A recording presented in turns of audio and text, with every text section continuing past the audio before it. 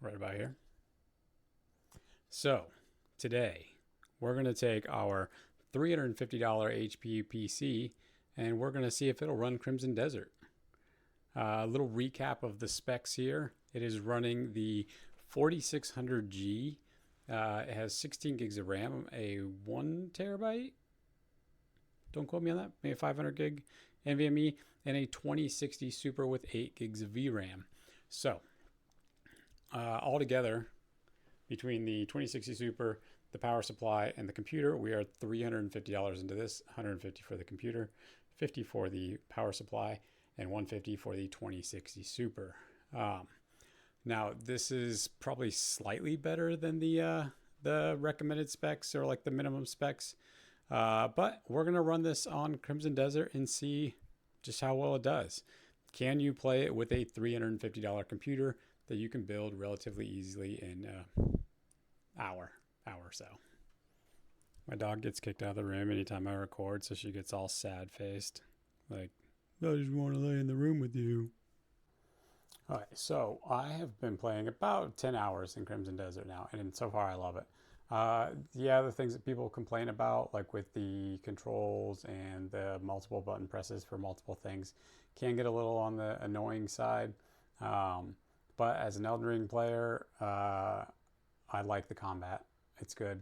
I don't have any problems with it. I do a lot of rolling and attacking like I would in Elden Ring, so it's very similar for me. But I do like all of the other complexities of the game. All right, so with the load-in screen, we're getting about 75 FPS right now, and I feel like there's a lot going on in the load-in screen, so if that says anything, maybe we'll actually get some pretty decent frame rates in the game. No, that is if it ever actually loads in. I feel like this is taking an eternity.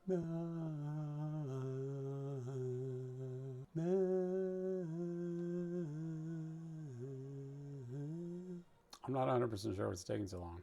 Hey, look at that. There we go. Now we go to the next loading scene so it can take even longer. So on this loading scene, we're only getting about 44, 43 FPS. We'll see how that carries into the game if we ever actually load into the game. Keep walking until he's going to fall off the bridge. Oh, God.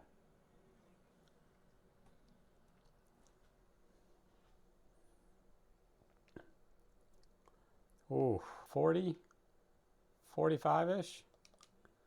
Which for a single player game, like that's not horrible. Let's go into town and see once we get around a bunch of people. Okay, well apparently there's people there. I just can't see them. And it hasn't loaded any of the people in.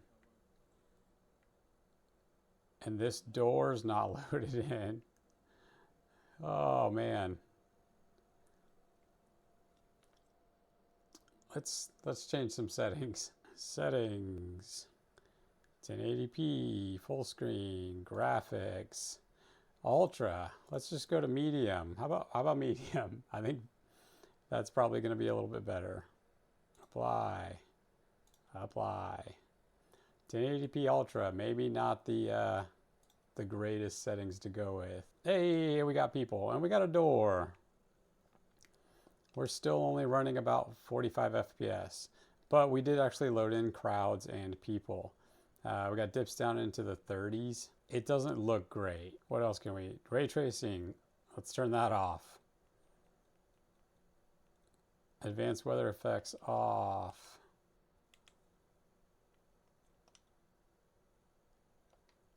Video upscale. Let's go. DLSS 4. Ray reconstruction off.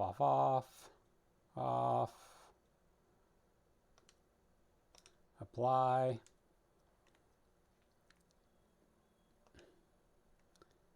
I mean, it actually doesn't seem to have made any differences. We're still in about that 40 FPS range.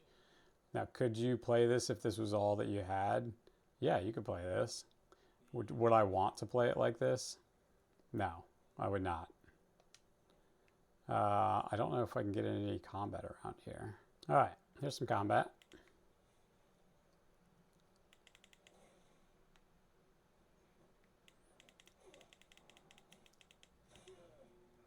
Well, we seem to be in the 50 FPS range when we're out in the wilderness in some combat, stealing people's stuff. Apparently we'll just do a little helping a stranger while we're at it. Oh yeah, I have the deluxe edition. If you didn't get the deluxe edition, you didn't get this cool armor, this cool horse. My horse that's apparently stuck on something. Why can't I ride my horse? My horse is stuck. Let's try this again.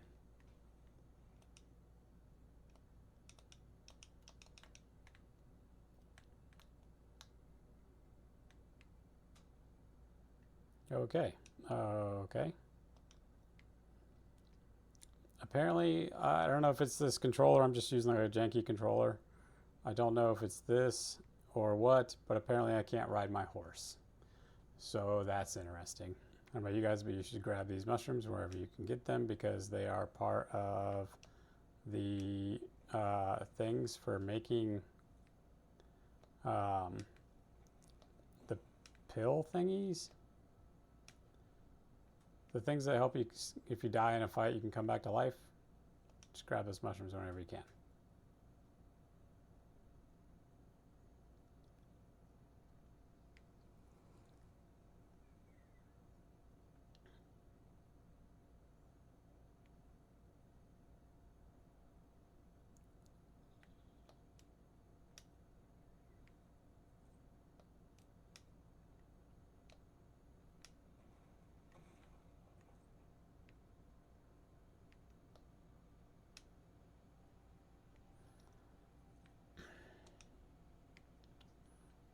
All right, so we're anywhere between like a 40 to 60 FPS range.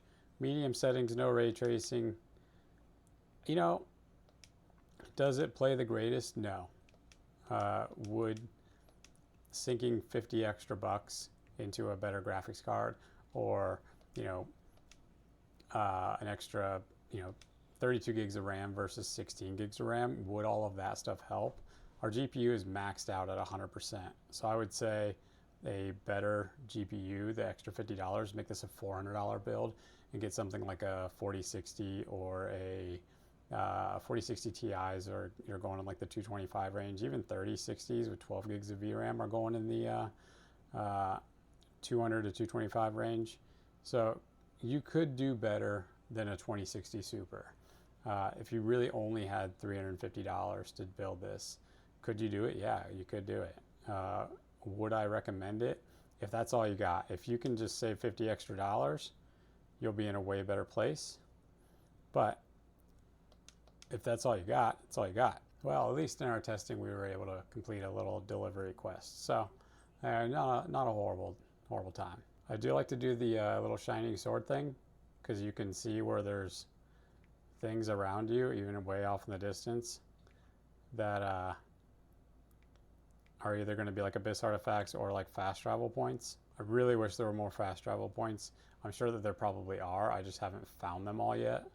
But doing this thing is definitely a good way of figuring out where there's at least items of that you need to be checking out for. And just like that, there was a sealed abyss artifact. So that is definitely something that's helped me with finding these kinds of things. But overall, does the $350 computer play Crimson Desert? Sure does. Could you spend an extra $50 and get a better graphics card to make this a $400 build and run it much better? Definitely. Should you? Yes, you definitely should. But there we go. 4600G, 16 gigs of RAM, 2060 Super, all in this HP home build that you can get all day long for $100, $150. Just get that upgraded power supply. You're good to go.